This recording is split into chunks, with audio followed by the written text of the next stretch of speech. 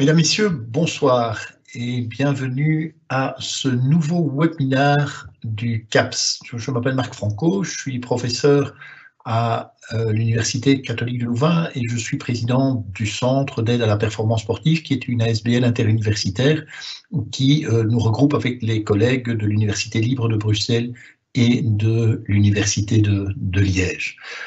Nous avons pris l'habitude, depuis la période de confinement, d'organiser tous les jeudis à 18 h un webinaire relatif aux sciences du sport. Et donc aujourd'hui, nous en sommes à ce 4e webinaire consécutif et nous avons le grand plaisir d'accueillir mon collègue Jacques Duchâteau de l'Université libre de Bruxelles. Donc Jacques est un éminent scientifique dans son domaine. En préparant ce webinaire, je me suis permis d'aller revoir un peu sa bibliographie.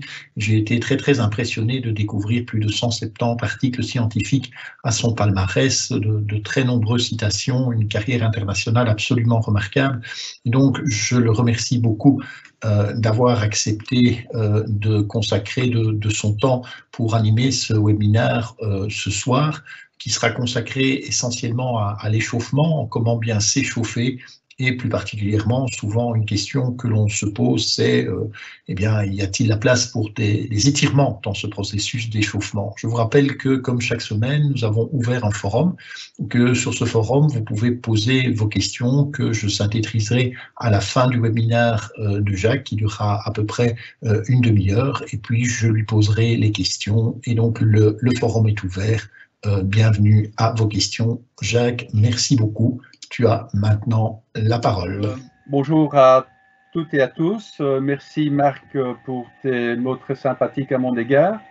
Je dois dire que je suis très heureux de pouvoir contribuer, participer à ce webinaire du CAPS et de partager avec vous sur une thématique qui n'est pas peut-être dans l'air du temps liée au confinement, encore que nous sommes bientôt en déconfinement, et puis même si vous restez encore chez vous pour vous entraîner, peut-être que vous constaterez qu'il y a des alternatives à des seaux, par exemple, dans votre appartement qui pourraient gêner quelque part vos voisins.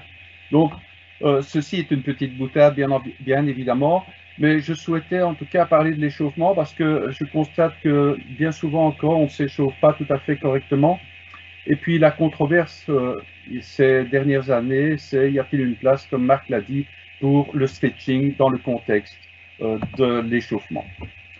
Alors, quand je pose à mes étudiants la question de savoir, ou à d'autres personnes d'ailleurs, à quoi sert l'échauffement, bien souvent on me répond, pour prévenir les blessures. Alors on verra que c'est, en effet, ça peut prévenir certaines blessures, mais ce n'est pas la seule raison, bien évidemment. Et la plus grande raison pour moi, c'est la préparation à l'activité sportive. On se prépare physiologiquement à cette activité sportive. Il suffit de voir les coureurs, notamment du Tour de France, quand ils se préparent pour un contre-la-montre, ils pédalent quand même à une allure assez importante. C'est pas pour ne pas se blesser, dans la mesure où leur activité n'est pas véritablement, en tout cas une activité où il y a des risques potentiels élevés, mais n'empêche qu'ils se placent dans des conditions optimales au plan physiologique. Alors, l'échauffement classique, celui que sans doute pour la plupart suivez régulièrement sur le terrain, est composé de deux grandes parties, un échauffement général et puis un échauffement spécifique que je vais rappeler dans quelques instants. Cet échauffement général habituellement commence par une activité fonctionnelle de faible intensité. Le plus souvent, c'est de la course lente. Ce sont des répétitions de mouvements plus ou moins rapides. Je pense au step par exemple, mais ça peut être des sauts sur place ou d'autres formes d'activité, bien entendu, qui va mettre en action un grand nombre de groupes musculaires et on va voir tout de suite ce que ça va avoir pour résultat. Bien souvent, on fait suivre cette activité fonctionnelle d'exercices de mobilisation des articulations. Je pense à des circonductions de bras, à des flexions de jambes, à des circonductions de poignets, à des fentes. Donc, toute une série d'exercices de mobilisation de nos segments qui va nous permettre, bien entendu, de nous préparer par la suite. Ensuite, on passe au stretching musculaire. Il y a quelques années, le stretching statique était certainement une priorité. Aujourd'hui, on fait soit du stretching statique et balistique ou balistique seul. On va en dire un mot tout à l'heure. Et puis ensuite, eh bien, quand on a fait cette première partie d'échauffement général, on va passer à l'échauffement spécifique, c'est-à-dire à des exercices qui sont orientés vers la discipline sportive, qui va permettre ce qu'on appelle bien souvent un éveil proprioceptif. Ce sont tous nos capteurs que nous avons au niveau musculaire, au niveau articulaire, au niveau cutané, qui contribuent, je dirais, à la précision de nos mouvements. On les met en activité en quelque sorte par ces gestes spécifiques. Et puis souvent, ce sont des rappels techniques, les gammes comme on les appelle dans notre jargon sportif. Ça, c'est l'échauffement classique, je dirais. Et la question qu'on peut se poser, et que vous posez peut-être, ou que vous n'êtes pas encore posé, c'est à quoi servent réellement ces différentes phases? Est-ce qu'elles sont absolument nécessaires? Est-ce que tout ce qu'il faut pour avoir un bon échauffement se trouve dans ce que je viens de vous présenter? Alors, je vais commencer par l'activité fonctionnelle de base, c'est-à-dire celle qui fait appel à des groupes musculaires relativement importants qui vont vous permettre d'augmenter le rythme cardiaque et la circulation sanguine. Ces exercices vont en réalité vous permettre un apport plus important d'oxygène au niveau musculaire et donc favoriser l'utilisation de ce que nous appelons la filière aérobie.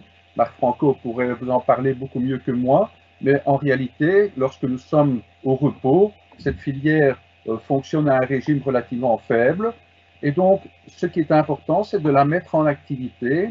Et cela prend à peu près de 2 à 3 minutes. Ça dépend de l'intensité de l'exercice. Ça dépend aussi de l'entraînement de la personne. Mais on va augmenter justement cet apport d'oxygène et on va arriver à une situation où quelque part cette filière énergétique aérobie va nous permettre, va contribuer davantage à l'utilisation, à la production d'énergie nécessaire à la contraction musculaire. Le deuxième point aussi qui va, disons, être adapté par l'échauffement, c'est qu'on va augmenter la température, c'est ce qu'on appelle la thermogenèse. D'ailleurs, l'échauffement signifie bien augmentation de la température. Et ici, ce graphique vous montre l'évolution lors d'une course relativement simple, classique, de la température centrale, donc de la température corporelle. Et vous voyez que celle-ci augmente un peu moins de 2 degrés ici, et elle est atteinte à peu près en 15 minutes d'activité. Forcément, l'augmentation de température va être fonction aussi de l'environnement extérieur, est-ce qu'il fait chaud, est-ce qu'il ne fait pas chaud. Donc, forcément, les variations de température vont être importantes en fonction de la condition. Mais comme vous le voyez aussi, la température musculaire va augmenter. Et là aussi, globalement, après 15 minutes, on a atteint une température musculaire qui arrive quasiment à une certaine stabilité. Alors, à quoi sert d'augmenter cette température musculaire? Eh bien, elle va permettre d'augmenter l'activité enzymatique, donc de certains enzymes qui sont responsables de nos réactions biochimiques. Je pense par exemple aux réactions qui concernent la production de force, où nous avons des filaments dans nos fibres musculaires qui vont en fait former des connexions qu'on appelle des ponts en physiologie. Eh bien, ces réactions, ces attachements, détachements peuvent être augmentés en termes de vitesse, donc elles vont se faire de manière plus rapide. Nous avons aussi une série de pompes métaboliques au sein même des fibres musculaires qui sont importantes pour maintenir une certaine homéostasie. Eh bien, ces pompes vont avoir leur activité accrue avec l'augmentation de température. On assiste aussi à des augmentations de vitesse de conduction neuromusculaire, donc la vitesse de conduction de l'influx nerveux au niveau de nos systèmes nerveux, mais aussi des membranes musculaires. Je note néanmoins que cet effet, même s'il est présent, est relativement limité. Il ne va pas non plus augmenter notre capacité de vitesse de conduction, de là à réellement augmenter nos performances de manière importante. Et puis un autre aspect qui est plutôt lié ici à la question de blessures musculaires, et j'y reviendrai par la suite, c'est que nos fibres musculaires, l'intérieur est présente une certaine viscosité, si vous voulez, en tout cas au repos. Et donc, lors d'une augmentation de température, cette viscosité va diminuer et donc va permettre aux filaments protéiques qui constituent les éléments qui produisent la force, nos générateurs de force en réalité, de pouvoir glisser plus facilement entre eux et donc, si vous voulez, d'offrir moins de résistance, par exemple, lors de l'allongement ou lors du raccourcissement. De même, nos articulations aussi vont présenter une diminution de viscosité. Le liquide synovial, si vous voulez, va également voir cette viscosité diminuer avec l'augmentation de température et avec la mobilisation. Pardon. Alors, pour étudier en réalité cet effet de l'activité répétitive, et notamment les effets tout d'abord sur la température, eh bien, nous avons réalisé il y a quelques années avec ma collègue Nathalie Guissard une série d'expérimentations. Alors, elle a été faite en laboratoire pour pouvoir étudier les choses de manière tout à fait correcte et éviter toute une série de biais qui peuvent se présenter lorsqu'on travaille uniquement sur le terrain.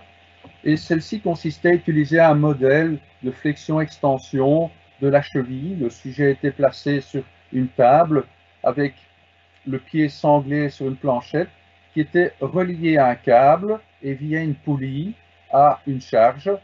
Et ce que nous avons fait, c'est demander au sujet de faire l'équivalent d'un échauffement, si vous voulez, de faire une mobilisation de la cheville pendant 15 minutes avec une charge qui était relativement faible, qui représente donc une charge qui est assez équivalente de ce qu'on utilise lors d'un échauffement, et la fréquence a été fixée de manière stricte à 50 mouvements par minute. Et nous avons mesuré l'évolution de la température, et cette température, comme vous le voyez, la température cutanée dans ce cas-ci, ma collègue Nathalie, qui doit certainement m'écouter, ne voulait pas qu'on utilise un thermistor, c'est-à-dire une aiguille insérée dans la masse musculaire, donc nous sommes contentés d'utiliser une température cutanée. Si elle ne reflète pas exactement la température intramusculaire, elle correspond aux variations de température. Il y a pas mal de données dans la littérature qui ont montré que la température cutanée et la température intramusculaire évoluent en parallèle. Donc, la variation, si vous voulez, donne une bonne idée des changements. Et vous voyez bien qu'on a une évolution de cette température au cours de 15 minutes qui, lorsque l'exercice s'arrête, a tendance à diminuer, mais au bout de 15 minutes d'arrêt, eh bien, cette température est quand même toujours supérieure par rapport aux valeurs de départ. Et d'autres études dans la littérature montrent que l'on peut maintenir cette température pendant 20 à 30 minutes. Ça dépend quelque peu aussi de l'environnement et de la chaleur qui se passe dans le local. Donc, très clairement, cette température va augmenter au cours d'une activité répétitive. Alors, nous souhaitions voir si ça avait réellement un effet sur la vitesse de contraction, sur la contractilité musculaire. Et pour ce faire, on peut la tester en utilisant la stimulation électrique. Alors, pourquoi la stimulation électrique? Parce que ça permet d'éliminer toutes les variations qui peuvent être liées à la commande volontaire qui pourrait ne plus être la même, si vous voulez, avant et après l'échauffement. Et donc, de vraiment se pencher sur ce qui se passe au niveau musculaire.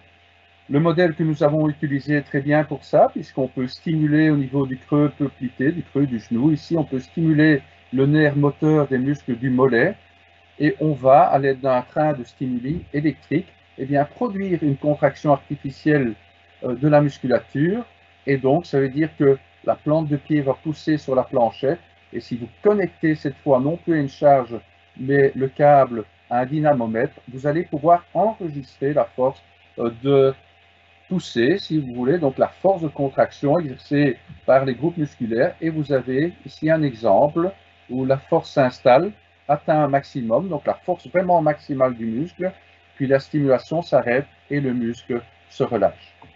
Alors, on a fait cela avant les 15 minutes d'échauffement et après les 15 minutes d'échauffement, et vous voyez que après l'échauffement, la force maximale n'a pas changé. C'est ce qu'on constate habituellement quand les variations de température ne sont pas énormes. On n'influence pas en réalité la force maximale du muscle, Mais si vous regardez bien les pentes d'installation de la force, eh bien, on voit à l'œil nu que cette pente d'installation est supérieure après entraînement comparativement à avant entraînement. Et si vous n'êtes pas convaincu, eh bien, il suffit de faire la dérivée première de ce signal, et nous l'avons fait ici, et le premier pic que vous voyez ici correspond à la vitesse la plus élevée que l'on a enregistrée pendant cette montée. Et si on la compare avant et après la période d'échauffement, on voit très clairement que cette vitesse d'installation de la force a augmenté. La vitesse de relaxation a également augmenté, c'est le deuxième pic ici, mais de manière un peu moins importante, comme vous pouvez le constater. Si on met tout ça en graphique pour un certain nombre de sujets, eh bien, on constate qu'après 5 minutes, en réalité, on va avoir cette augmentation de performance ici pour la pente d'installation de la force, de même que pour la pente de descente de la force, donc la vitesse de relaxation. Et vous voyez qu'après, on n'a plus énormément de changements. Par contre, et je ne sais pas si vous voyez la suivante, le reste de la... On a tendance à avoir une diminution de cette vitesse une fois qu'on a arrêté l'échauffement. Donc, on a tendance à revenir vers les valeurs de départ. Donc, ces augmentations ici de cinétique contractile, comme on l'appelle, eh bien, sont dues en partie à une augmentation de température, mais aussi à un autre effet qu'on a dénommé potentiation de post-activation. Donc, vous faites une activation ici par l'exercice d'échauffement. Eh bien, ce mécanisme de potentiation de post-activation va vous permettre d'augmenter votre vitesse maximale de contraction et de relaxation. C'est un phénomène, je ne vais pas rentrer dans les détails sur les mécanismes en eux-mêmes, mais c'est un phénomène qui est transitoire.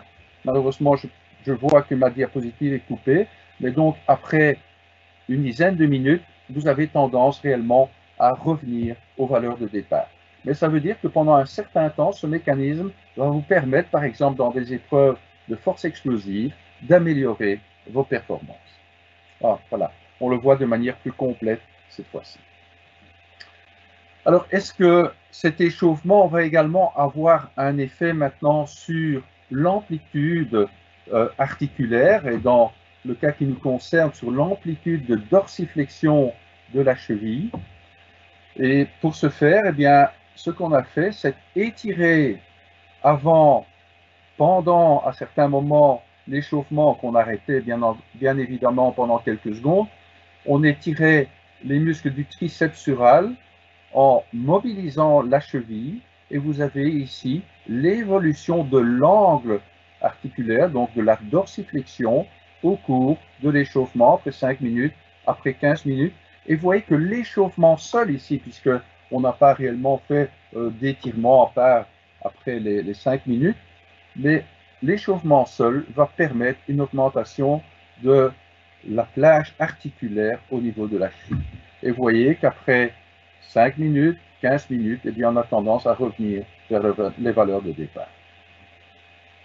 Si on teste maintenant ce qu'on appelle la tension passive, c'est-à-dire la tension qu'exerce le muscle et ses tendons lors de l'étirement, lors de la flexion de la cheville, eh bien, vous avez une évolution de la force. Donc, le dynamomètre, on va tirer le dynamomètre avec un système à crémaillère vers la droite, et on va donc pouvoir mesurer la tension exercée, la tension passive ici exercée par le muscle et la composante tendineuse, et on voit qu'au plus j'étire la cheville, au plus cette tension passive va augmenter.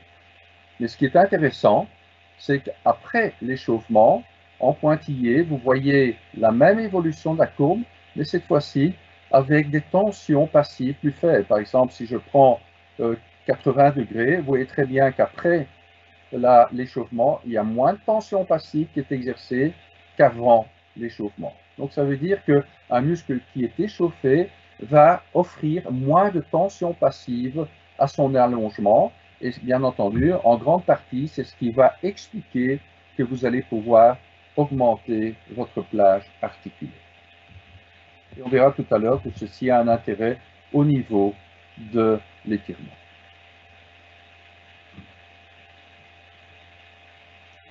Alors, est-ce que la question suivante, donc je vous montrais ici que l'augmentation de température était favorable, que la potentiation de post-activation était un élément, un mécanisme qui permettait d'améliorer ses performances. La question que je voulais poser maintenant, c'est est-ce que l'échauffement classique est toujours suffisant? Et la réponse est dans le titre, il n'est pas toujours suffisant. En effet, certaines études, dont celle-ci qui est, je pense, une des premières à l'avoir fait, a mesuré la température, par exemple, au niveau musculaire du quadriceps et des ischio-jambiers après l'échauffement classique, donc quelques tours de terrain comme on le fait habituellement. Et puis ensuite, comme je vous le rappelais tout à l'heure, on fait quelques étirements qui vont mettre sous tension les muscles importants qui vont être utilisés dans l'activité. Les ischio-jambiers sont souvent des muscles cibles par le stretching. Et comme vous pouvez le constater, et c'est intéressant, c'est que l'augmentation de température est plus importante pour le quadriceps que pour les ischio-jambiers après la partie de course. Quand on passe aux échauffements, aux étirements, excusez-moi, eh bien on constate qu'après, la température a légèrement augmenté, mais pas beaucoup pour le quadriceps. Par contre, on constate que celle-ci a même diminué pour les ischio-jambiers. Et donc le problème qui se pose, c'est que souvent, déjà dans la course, les ischio-jambiers sont des muscles qui sont souvent en constante tension, si vous voulez, surtout quand on court sur la plante de pied. On va retrouver cela dans les étirements des ischio-jambiers eux-mêmes. Et donc, finalement, ce type d'étirement classique est insuffisant que pour réellement augmenter la température musculaire dans les différents groupes, et notamment ici au niveau des ischio-jambiers. Et vous comprendrez très facilement qu'il y a un danger de déséquilibre si les deux groupes musculaires agonistes et antagonistes eh bien, ne sont pas dans une situation d'échauffement équivalente, puisque je vous ai montré les bienfaits de l'échauffement, forcément il y a un déséquilibre qui se crée en faisant un étirement de la sorte. Donc, ça veut dire que sans échauffement adéquat, certaines activités peuvent présenter un risque de blessure, et je pense notamment à des sprinters où une blessure classique, c'est lorsque le genou file vers l'avant et que les ischio-jambiers sont justement étirés, surtout que le pied va passer devant le genou, et donc c'est la phase clé où on se claque. Donc forcément, les ischio-jambiers sont soumis à une forte tension à ce moment-là, mais aussi en taekwondo, par exemple, quand il faut lancer sa jambe quasiment à la verticale, comme vous le voyez ici, forcément, ces mêmes groupes musculaires sont mis sous tension. Et ce qui est important de savoir, c'est que quand on met en tension un groupe musculaire, et surtout de manière rapide, les forces qui sont exercées sont extrêmement importantes. Ici, je suis dans le muscle chez l'animal pour pouvoir étudier les choses de manière très pointue. On a par exemple ici stimulé un muscle, on atteint en isométrique sa force maximale, et puis à un moment donné, symbolisé ici par le tracé en dessous, on va étirer le muscle, et quand on étire ce muscle, vous voyez que tout à coup la tension va augmenter.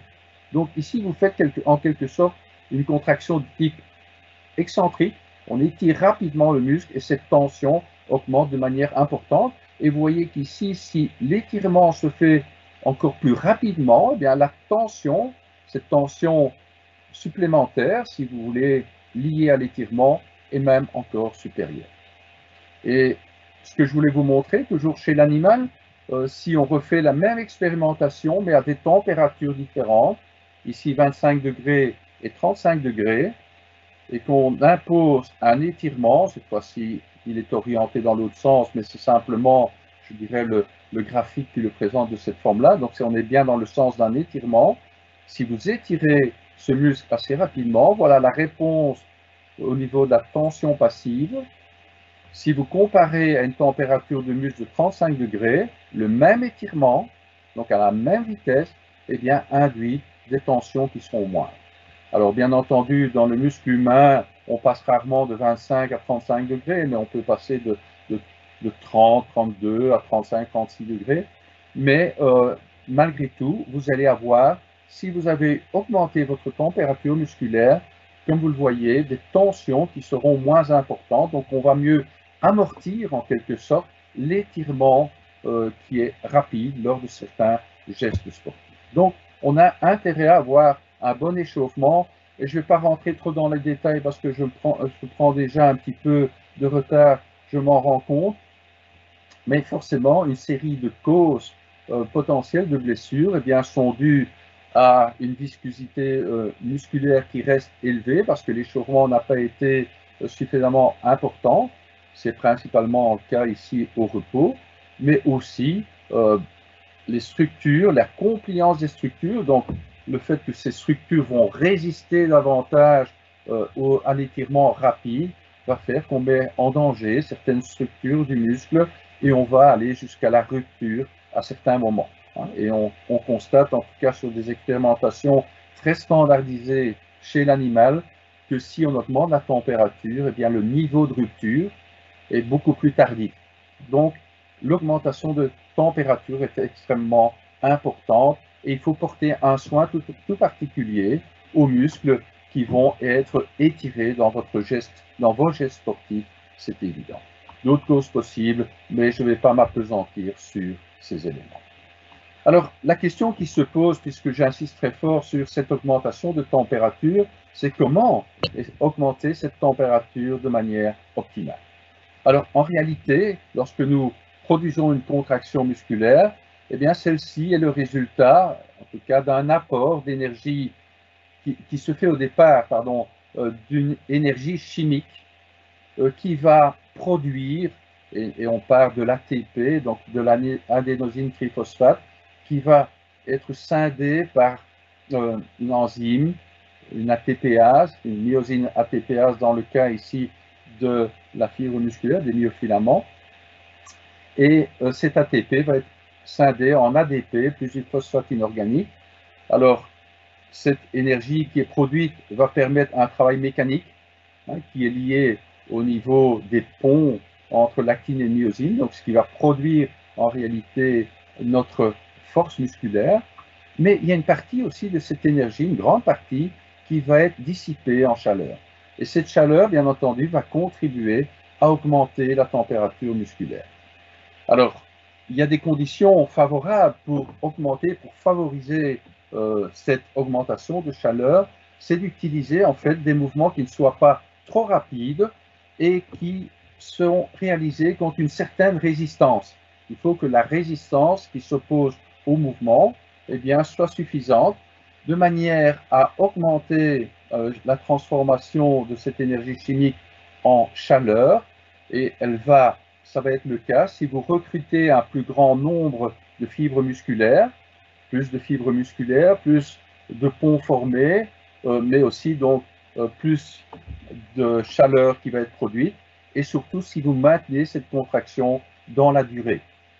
Alors, comment peut-on pratiquer cela sur le terrain? Nous avons des exercices qui permettent, soit sous forme de contraction isométrique, j'ai ici en tout cas privilégié les ischio-jambiers, mais on peut le faire aussi pour d'autres groupes musculaires. On peut très bien ici demander au sujet couché sur le dos d'exercer une force contre la résistance d'un partenaire, par exemple, de mettre dès lors en tension les ischio-jambiers.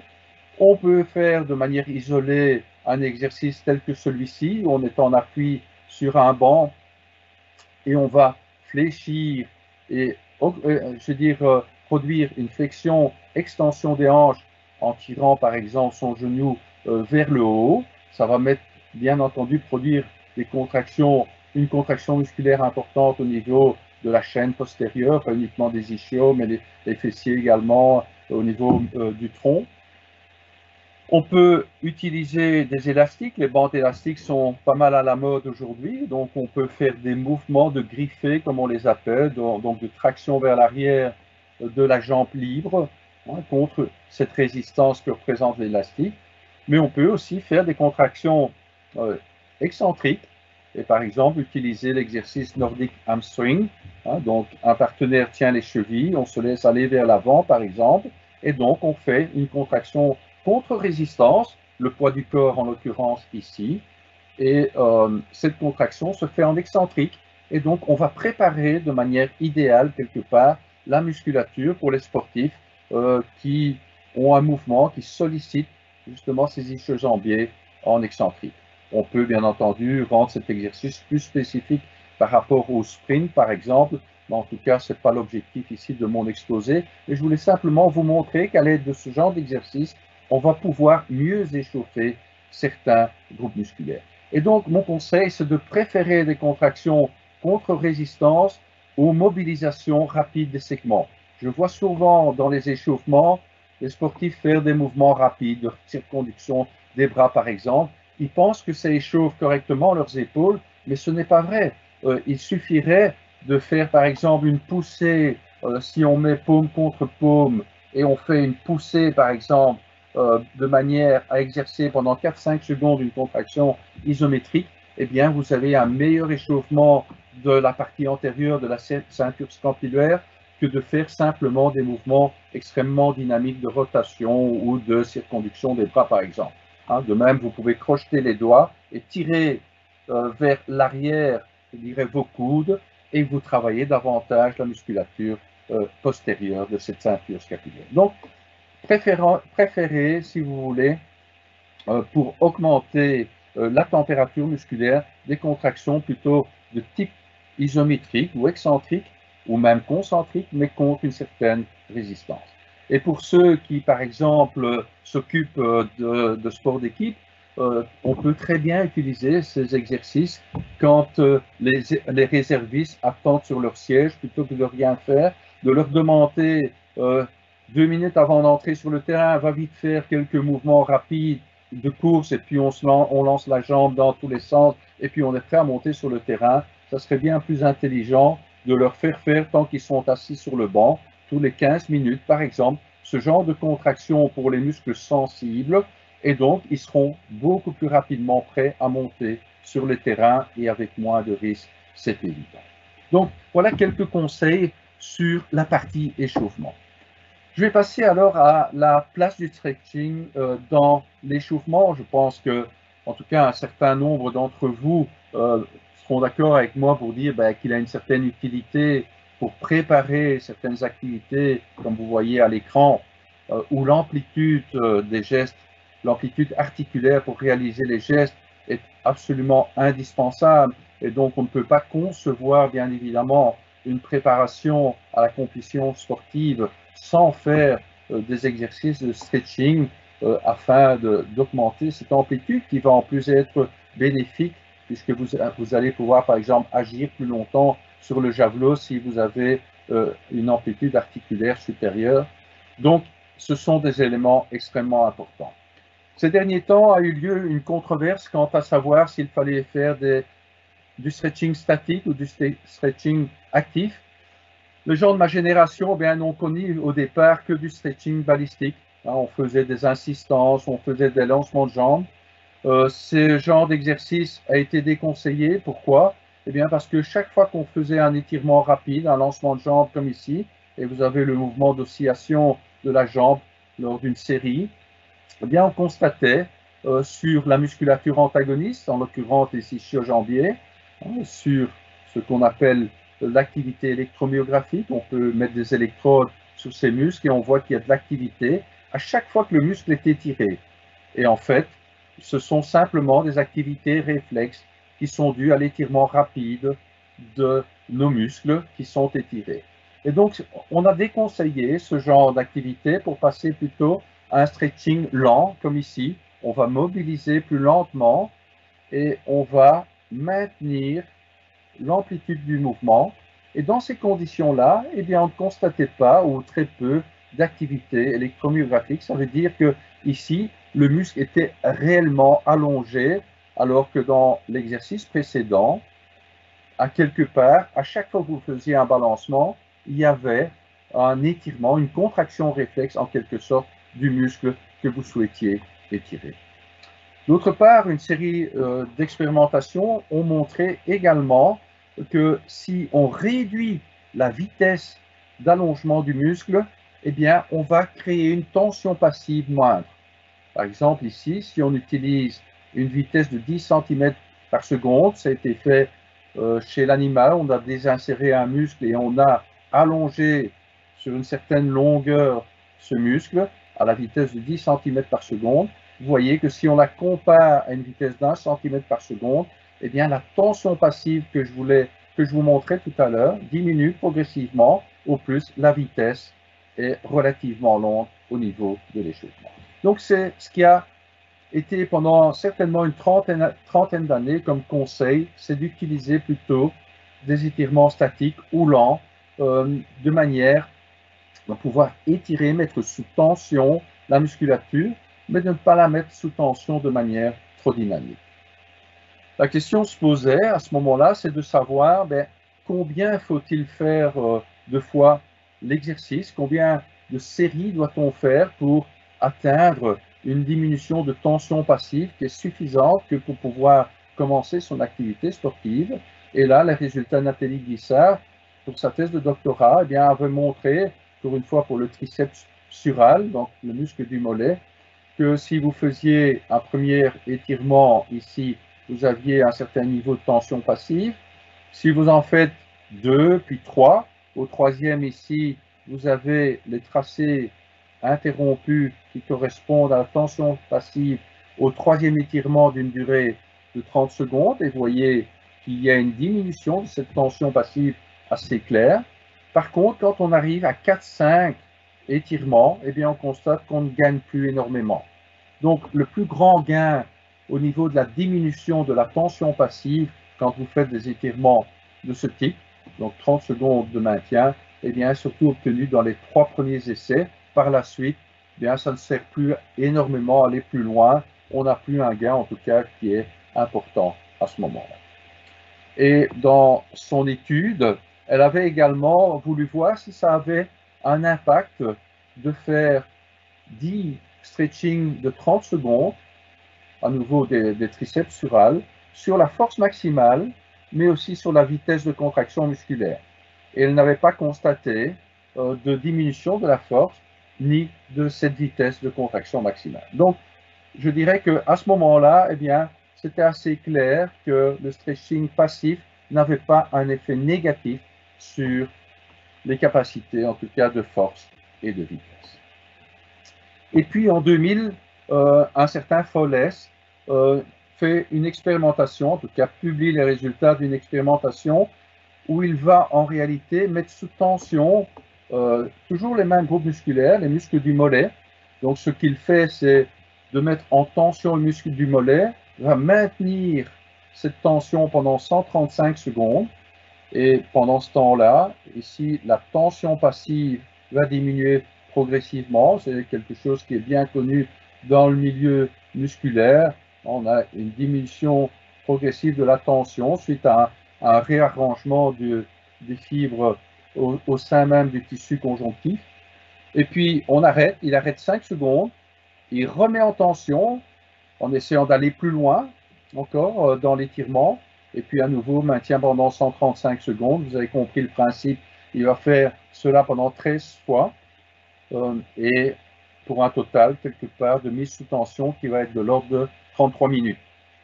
Alors, ce qu'il constate après, en demandant au sujet de faire une contraction volontaire maximale, c'est que juste après, le niveau de contraction volontaire maximale diminue, comme vous pouvez le constater.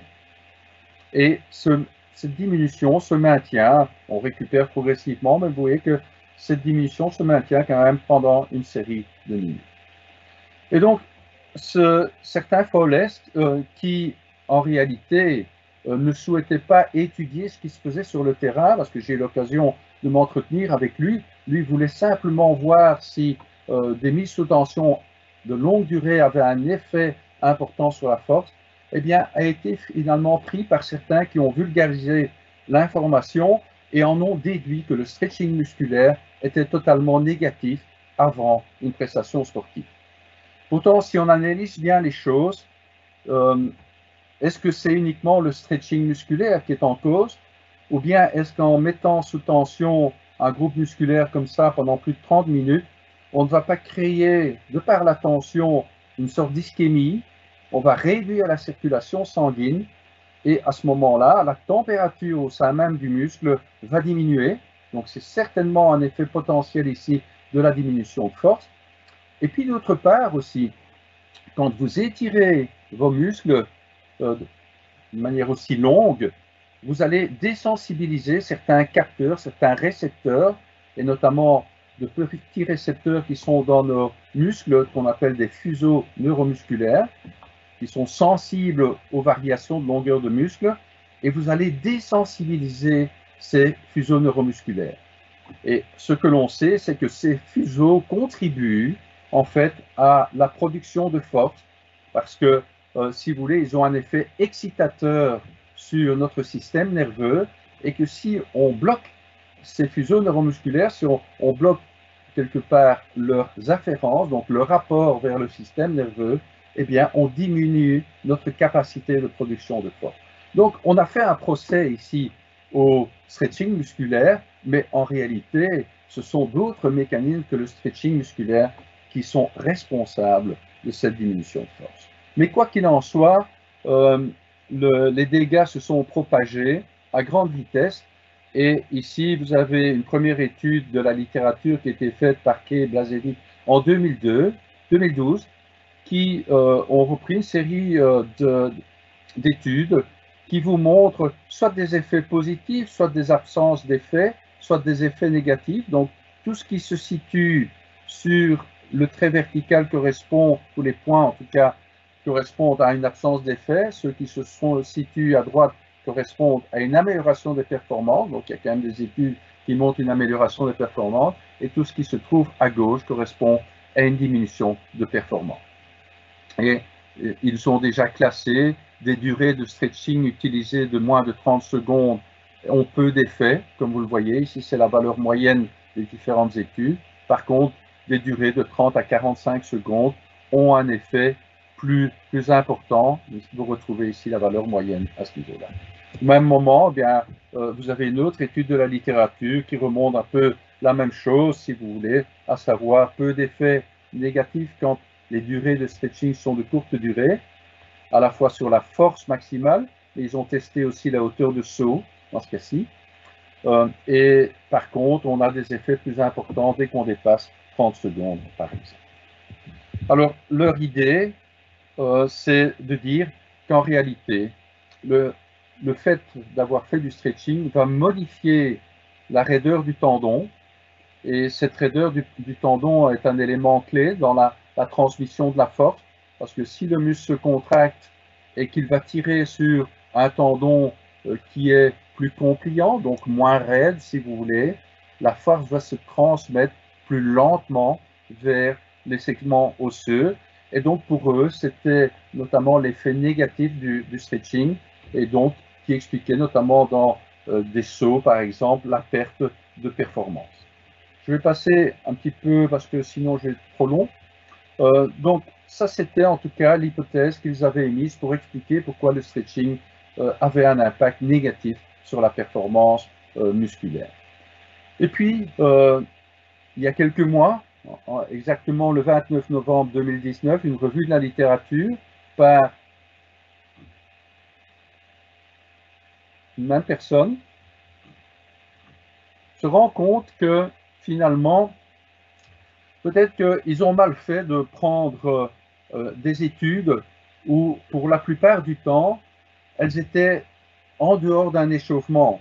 Ce sont des études où on testait le sujet à l'arrêt, au repos, on étirait, et puis on testait à nouveau leur performance par la suite, sans les mettre dans un contexte d'échauffement. Et donc, cette nouvelle revue de la littérature, comme le titre l'indique, comme vous pouvez le lire, eh bien, essaye de clarifier certaines choses qui n'avaient pas été prises en compte en réalité dans leur revue il y a quelques années, une dizaine d'années quasiment maintenant. Et donc leur conclusion, parce que malheureusement ils n'ont pas fait de graphique et donc je n'ai pas eu le temps de préparer des graphiques, mais j'ai ressorti en tout cas leur conclusion importante, c'est que l'étirement passif n'a pas d'effet négatif sur la force et la puissance musculaire si elle est intégrée à un échauffement musculaire complet. Ça c'est une chose importante, parce qu'il faut savoir qu'une partie de la compliance qu'ils expliquaient tout à l'heure qui augmentait avec l'étirement, en fait, elle est due aussi à l'échauffement lui-même. Les contractions musculaires, en fait, vont rendre le tendon légèrement plus compliant parce que le muscle tire sur le tendon et donc cet aspect-là va le rendre légèrement plus compliant, mais qu'une fois que tout est intégré, si vous voulez que le stretching est intégré à un échauffement et que la durée totale de ces étirements ne dépasse pas 60 secondes par groupe musculaire, il n'y a aucun effet. Il y a un léger effet si on dépasse un peu les 60 secondes. Forcément, si on met sous tension pendant plusieurs minutes les groupes musculaires, comme ça a été fait dans l'étude de Fowler, là on constate des diminutions de performance.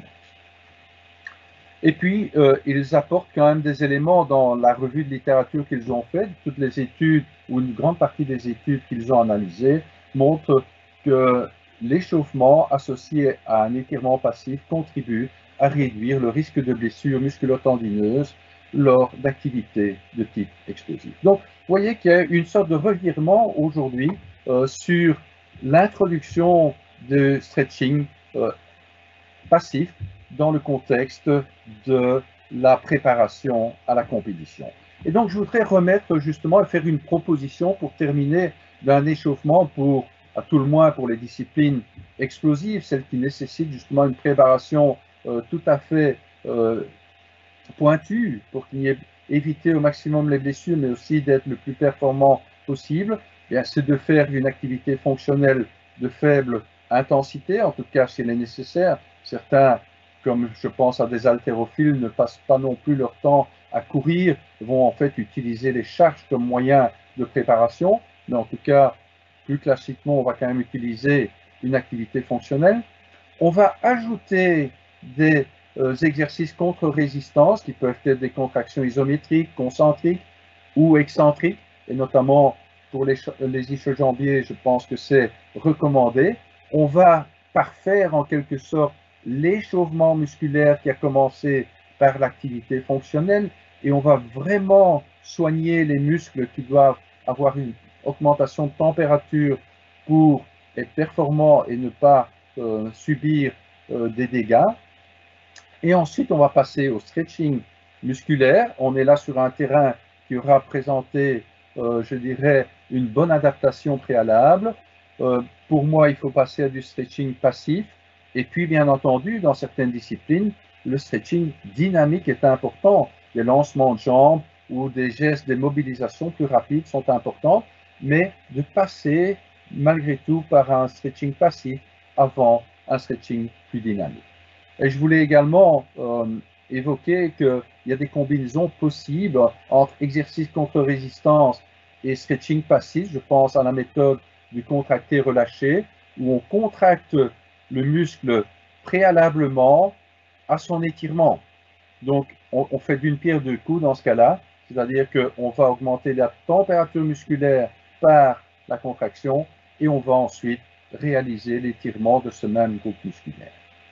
Et puis, bien entendu, on va passer à l'exercice spécifique de la discipline sportive. Donc, voilà ma proposition d'un échauffement qui peut, bien entendu, être adapté par rapport aux disciplines sportives, mais qui se base en tout cas sur des éléments concrets pour mettre le système musculo-tendineux dans les meilleures conditions possibles.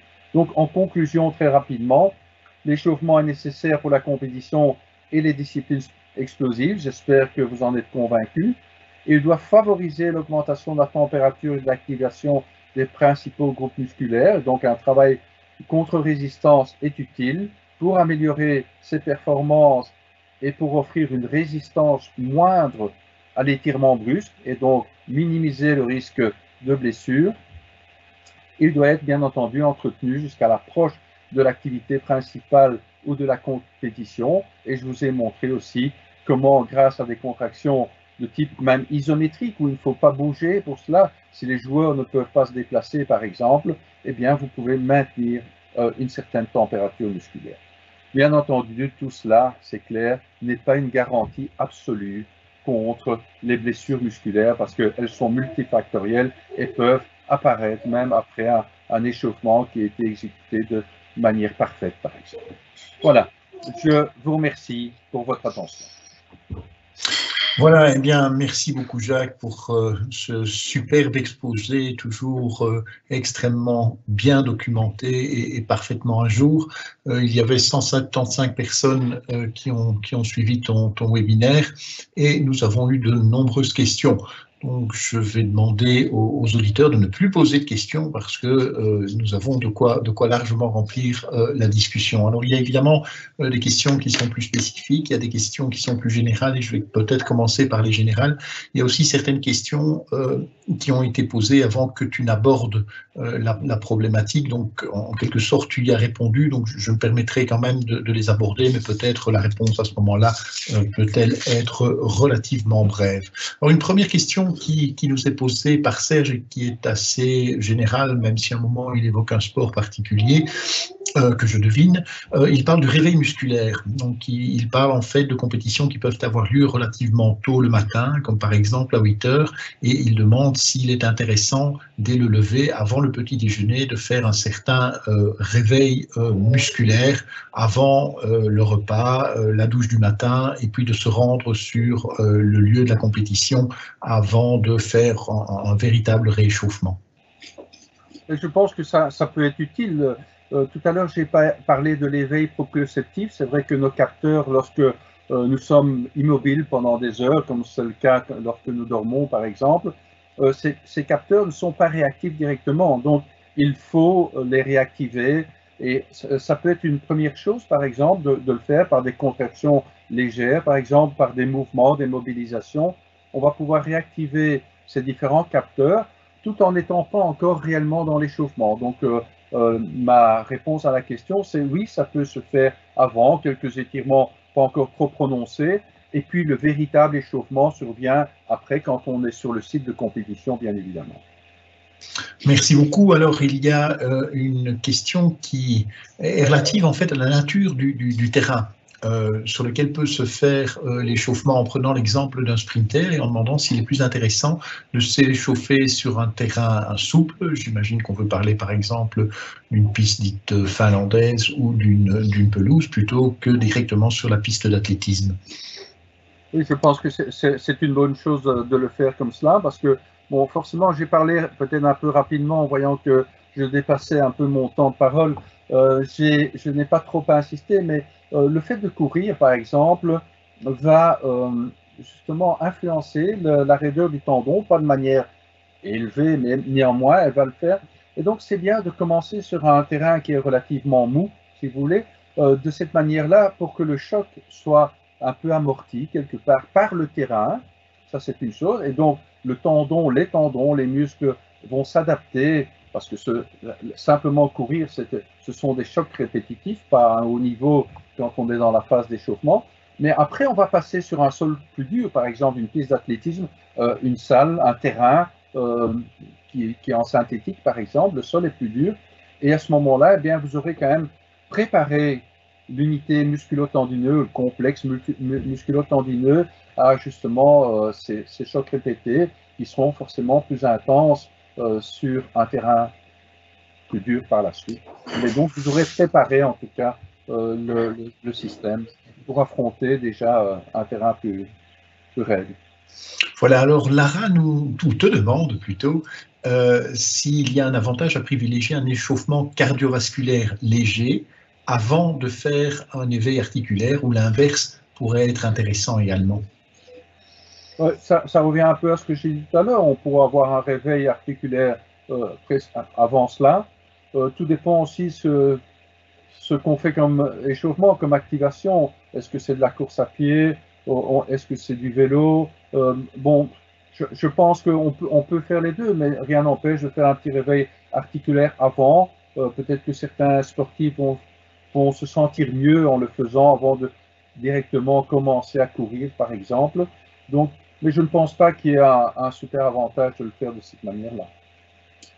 Alors la question qui est la plus likée, parce que vous savez qu'on peut liker les questions au sein du forum, donc ça c'est la question qui est la plus likée, qui nous est posée par François et qui écrit quel est votre avis concernant l'étirement, travail activo-dynamique au sein de cet échauffement? Alors j'imagine que ce qu'il appelle activo-dynamique, est-ce que c'est le contracté relâché? Je pense que c'est difficile de savoir ce qui sous-entend par sa question. En tout cas, moi, je sais que Nathalie Guissard pourrait répondre certainement mieux que moi sur cet aspect-là. Mais est-ce que il veut dire un étirement où on est actif, où on résiste en fait? J'imagine que c'est ça, parce que j'allais revenir avec. Il y a une autre question qui est aussi très très likée et je vais te la poser. Donc, la réalisation d'un étirement activodynamique ne serait pas plus adéquat dans l'objectif d'augmenter la température tout en préparant le muscle à un effort intense plutôt que des contractions contre-résistance. Donc, dans la compréhension, ce n'est donc pas des contractions contre-résistance, puisqu'on oppose cet étirement activodynamique sur lequel, effectivement, j'ai un peu de mal aussi. En fait, ce qui est important, c'est que si on veut augmenter la température, parce que c'est ça l'objectif que j'ai évoqué par rapport à ces contractions, qu'elles soient isométriques, concentriques, excentriques, ce sont des contractions lentes où on résiste, où on produit une force qui va permettre d'augmenter le plus la température.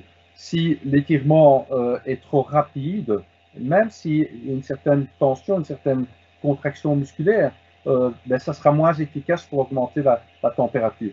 Alors, les deux ne sont pas, peuvent être combinés. On peut très bien faire ce genre de contraction contre-résistance, suivi je dirais, d'un étirement qui est un peu plus dynamique et de manière active, hein, où la contraction, quelque part, de l'antagoniste est présente aussi pour lancer, par exemple, le segment en question. Donc, je pense qu'on peut combiner les deux, parce qu'il faut, pour augmenter la température musculaire, éviter des mouvements qui soient trop rapides. Il vaut mieux que cette contraction dure au moins 3-4 secondes pour avoir un effet, en tout cas, optimal.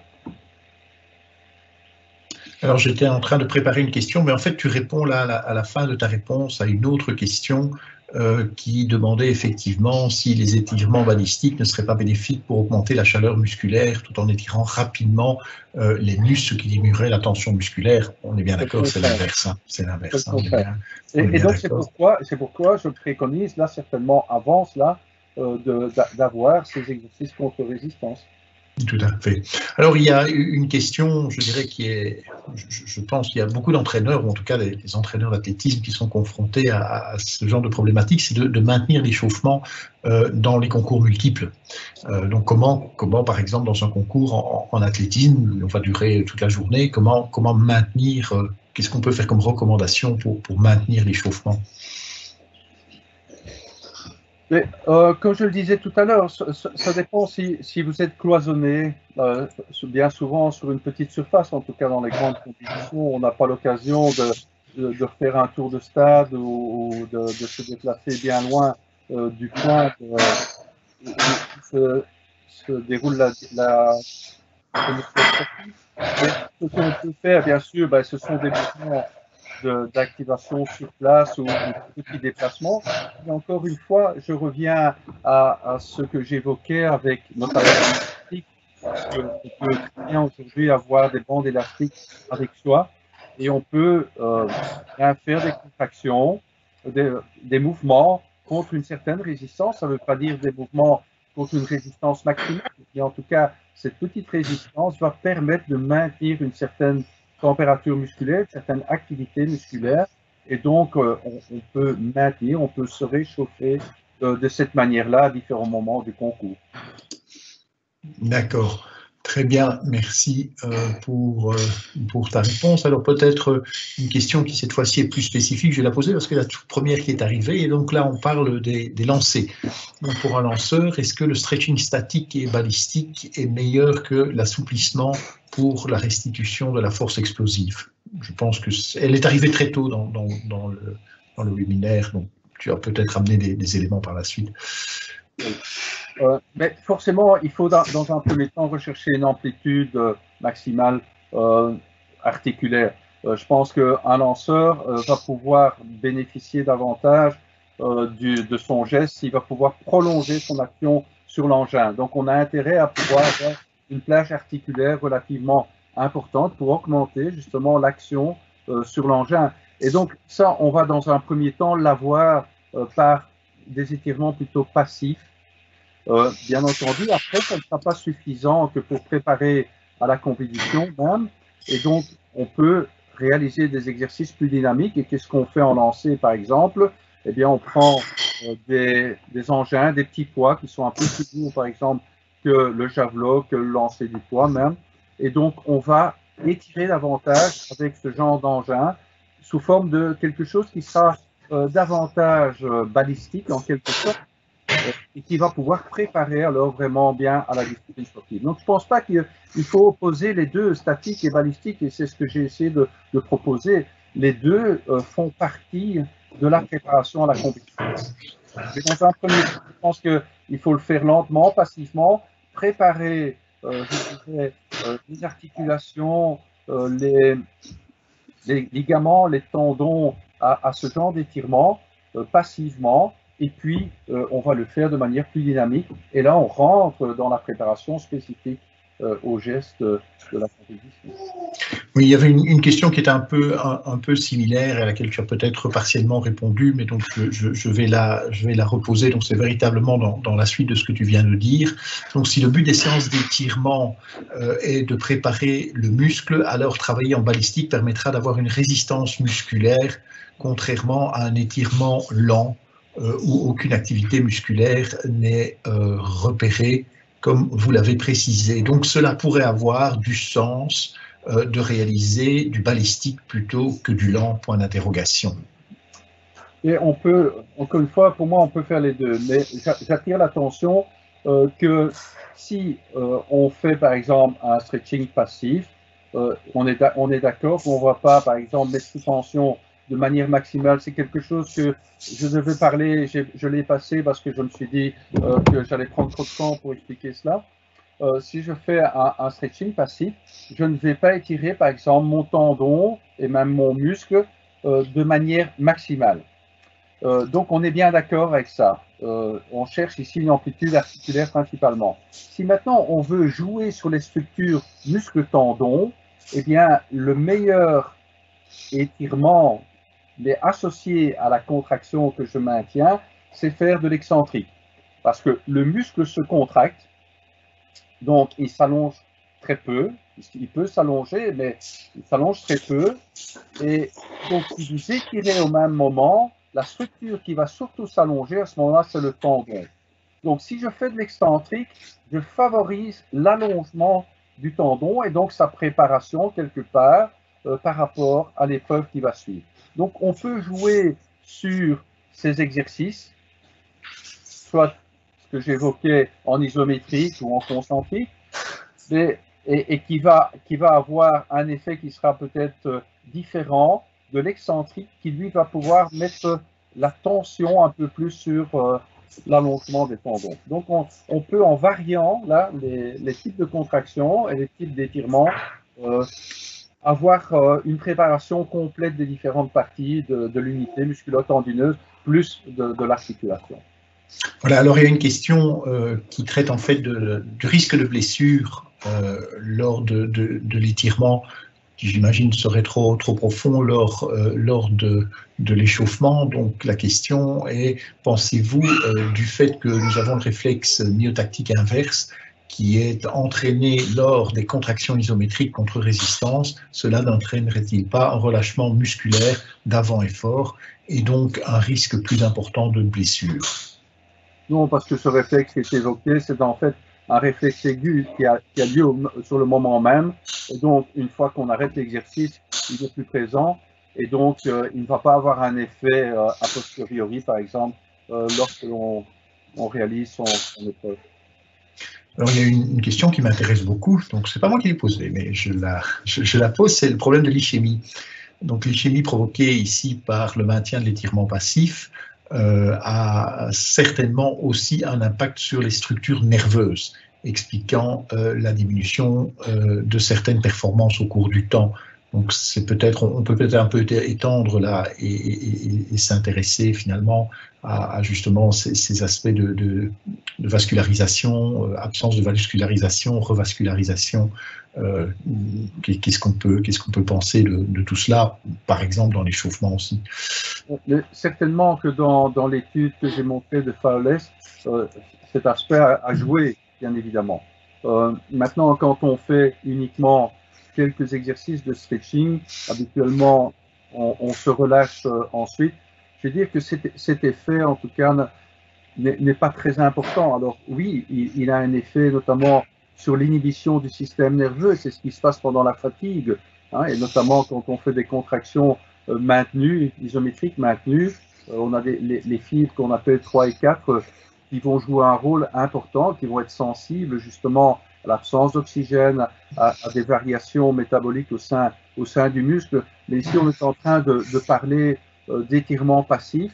Bien sûr, on va légèrement collaber les vaisseaux, et d'ailleurs nous l'avons constaté en regardant l'échographie, mais seulement nos étirements durent 20 secondes, 30 secondes au maximum, et donc ça n'a pas en tout cas un effet profond que pour dire, tiens, voilà, ça peut être une cause de la perte de performance par la suite. Voilà, merci beaucoup. Alors, il y a une question qui demande, avez-vous déjà mesuré une différence de gain d'élasticité entre le tendon et le corps du muscle, donc entre le tendon et le corps du muscle, selon l'application de l'étirement à chaud ou à froid? Donc à chaud, j'imagine, c'est après l'échauffement, et à froid, c'est sans l'échauffement. Je n'imagine pas qu'on parle ici de cryothérapie. Nous l'avons fait, mais pas sans changer véritablement la température. Mais c'est sûr qu'il y a des différences d'élasticité.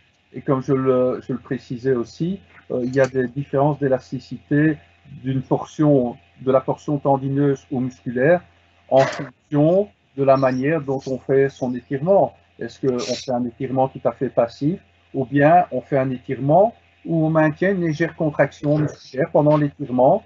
Comme je le soulignais, dans ce cas-là, on va avoir davantage un allongement du tendon, tandis que quand on fait un étirement passif, c'est plus la portion musculaire qui va s'allonger. Donc, on peut faire varier les choses, mais à n'en pas douter, la température va pouvoir également, on sait la température forcément va modifier la compliance musculo-tendineuse, mais en tout cas, ne me vient pas à l'esprit comme ça en direct une étude qui a vraiment analysé ça de manière pointue. Voilà, merci Jacques. Et peut-être la dernière question du jour, qui est un peu plus spécifique, et on demande comment expliquer que certains athlètes, particulièrement en sport de combat, ont une souplesse très importante lors d'un coup de pied, mais sont en réalité très raides.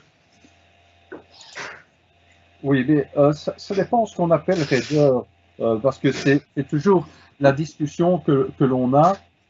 En fait, aujourd'hui, j'ai parlé notamment de raideur de tendon ou de compliance de tendon, de l'unité musculo-tendineuse. Donc, c'est la capacité de cette structure de pouvoir, en réalité, s'allonger et qui est tout à fait différente de la capacité articulaire. Donc, on peut très bien avoir une certaine raideur articulaire tout en ayant, par exemple, des tendons, des muscles relativement souples. Je prendrai par exemple l'exemple du vieillissement où forcément tout le monde va dire une personne âgée est raide, elle est raide articulairement, mais quand on teste l'allongement de son tendon par exemple, eh bien cet allongement est beaucoup plus important que chez la personne jeune. Donc quelque part il y a une compliance plus grande au niveau du tendon. Donc ce sont deux notions. Et j'avais prévu un graphique, mais j'ai pas le temps ça prendrait trop de temps de l'expliquer. Mais ce n'est pas, il n'y a pas d'opposition à être à la fois souple de manière articulaire, hein, et on voit d'ailleurs sur ma photo ici, ces bonhommes qui sont quand même assez corpulents ont une certaine souplesse, mais ils ont peut-être, par leurs exercices de combat, des tendons qui sont relativement raides. Et même chose des haltérophiles, ils sont extrêmement, je dirais, raides en termes musculo-tendineux, parce que c'est important pour leur discipline, mais ils sont à la fois très souples également. Il y a des haltérophiles qui font le grand écart sans aucun problème. Donc, les structures, en fait, je n'ai pas le temps de les expliquer, mais peut-être qu'un jour on peut faire un webinaire à ce niveau-là.